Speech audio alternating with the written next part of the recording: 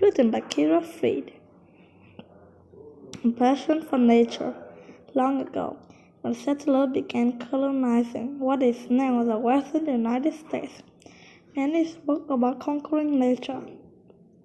While indigenous people in the area had managed and protected the land for thousands of years, the settlers wanted to clear the land and use natural resources for houses, food, and clothing.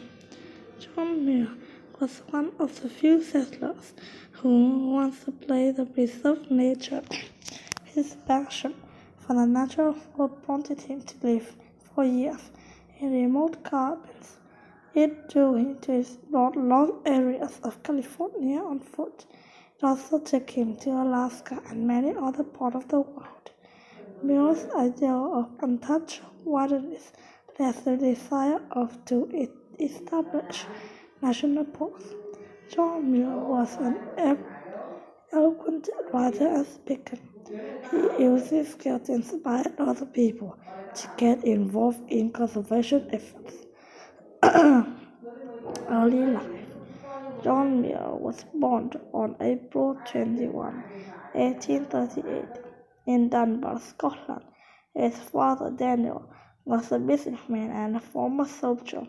His mother, Annie, was a homemaker, painter, poet, and nature lover. John was the oldest son in a family with 8 children.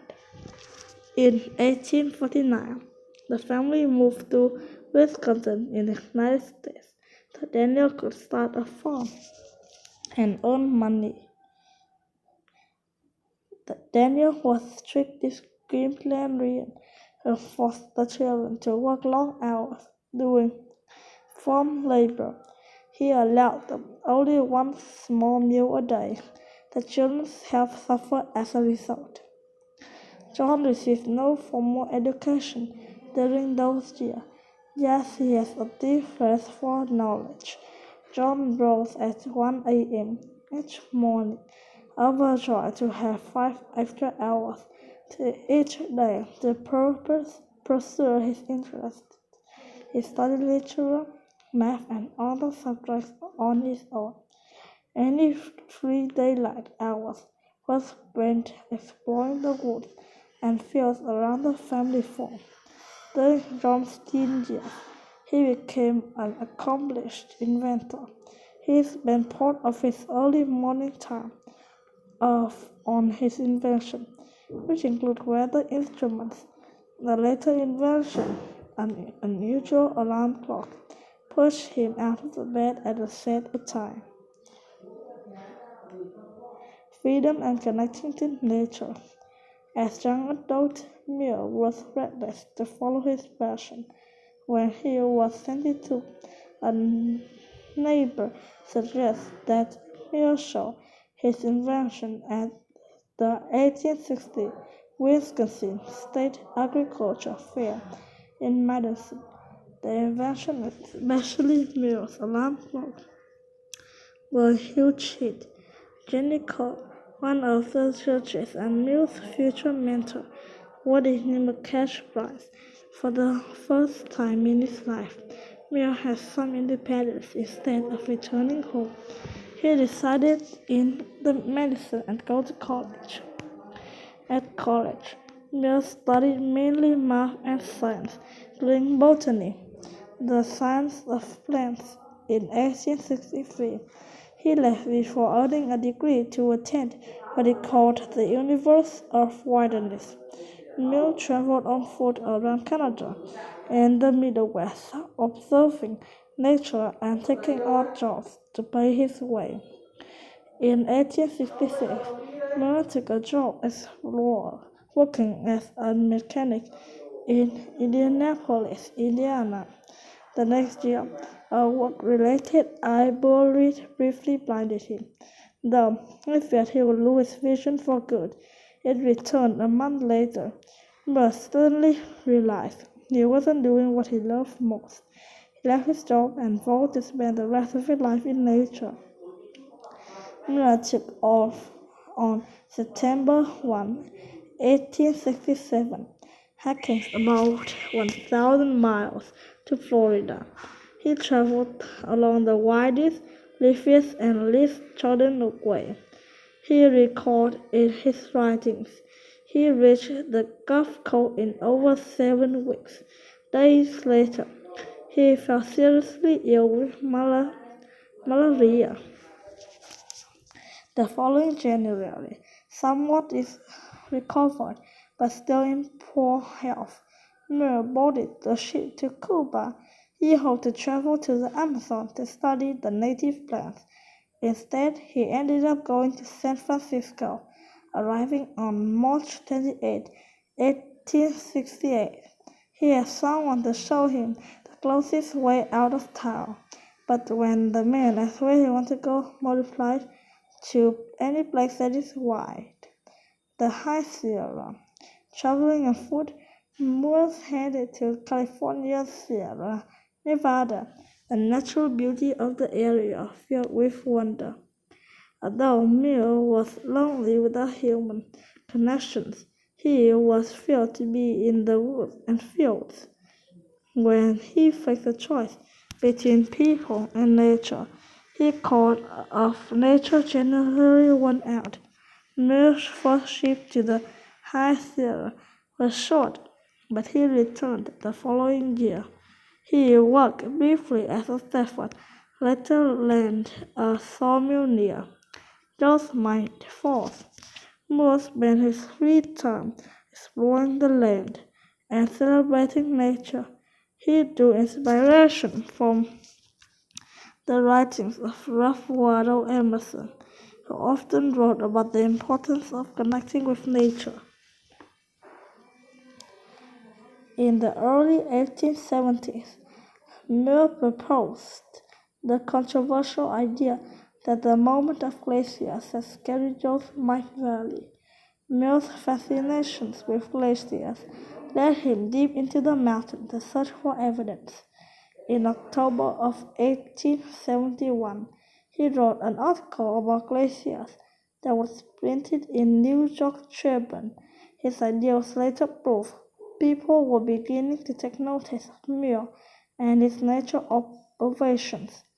Other naturalists traveled to his cabin in Yosemite to meet with him, including Emerson in 1871. Nature writer and activist.